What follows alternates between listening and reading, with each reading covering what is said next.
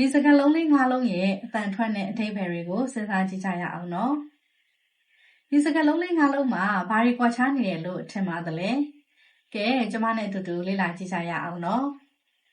ဒီ၅လုံးဟာဆိုရင်ဖြင့်တူမလို့လို့နဲ့အတန်ထွက်ရောအဓိပ္ပာယ်ရောအသုံးပြုပုံမှာလုံးဝကိုကွဲပြားခြားနားတာကိုတွေ့ရမှာပါကဲဒါဆိုရင်တော့ဥပမာလေးတွေနဲ့လေ့လာကြည့်ကြရအောင်ပထမဆုံးစကားလုံးကတော့ though သူကတော့ conjunction စကားဆက်ပါ although နဲ့အဓိပ္ပာယ်ဆင်တူပါတယ်သို့တော့ဒါပေမဲ့စသဖြင့်အဓိပ္ပာယ်ရပါတယ် though she was tired she kept working သူပင်ပန်းနေပေမဲ့လည်းအလုပ်ကိုဆက်လုပ်ခဲ့တယ်နောက်ထပ်စကားလုံးလေးတစ်ခုကတော့ through သူကတော့ preposition နေရာပြဝိဘတ်တစ်ခုပါတစ်ဖက်ကဝင်ပြီးတစ်ဖက်ကထွက်သွားတယ်ဆိုတဲ့အဓိပ္ပာယ်ရပါတယ်အစားကနေအဆုံးထိဆိုတဲ့အဓိပ္ပာယ်နဲ့လည်းသုံးနိုင်ပါတယ်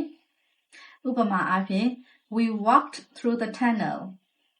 ကျွန်တော်တို့ဥမင်လိုင်းကောင်းကတဆင့်ဖြတ်လျှောက်ခဲ့ကြတယ် I walked through the weekend to finish the project ဒီ project ပြီးဖို့အတွက်ကျွန်တော်ဒီပိတ်ရက်တစ်ခုလုံးအလုပ်လုပ်ခဲ့တယ်ကဲနောက်ထပ်စကားလုံးလေးကတော့ thorough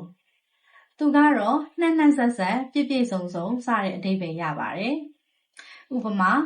The detective is conducting a thorough investigation of this crime စုံထောက်ကဒီမှုခင်းနဲ့ပတ်သက်ပြီးတော့နှံ့ဆက်ဆက်စုံစမ်းစစ်ဆေးနေတယ်နောက်ထပ်စကားလုံးလေးကတော့ tough သူကတော့ strong နဲ့ဆင်တူပါတယ်တန်မာတော့မာကျောတော့ခက်ခဲတော့စသဖြင့်အဓိပ္ပာယ်ရပါတယ်ဥပမာ That steak is too tough to chew ဒီအမဲသားကင်ကဝါရတာမှာလိုက်တာ That was a tough exam ဒီစာမေးပွဲကခက်လိုက်တာဒါဆိုရင်နောက်ဆုံးစကားလုံးလေးကိုလေ့လာကြရအောင်သူကတော့ thought သူဟာ verb အနေနဲ့ဆိုရင်တော့ think စဉ်းစားတယ်တွေးတယ်ဆိုတဲ့ verb ရဲ့ past tense ဖြစ်ပါတယ်။ now အနေနဲ့ဆိုရင်တော့တွေးလို့အဓိပ္ပာယ်ရပါတယ်။ဥပမာအားဖြင့် I thought you were coming at 5. မင်း9 နာရီလာမယ်လို့ငါထင်ခဲ့တာ He shared an interesting thought.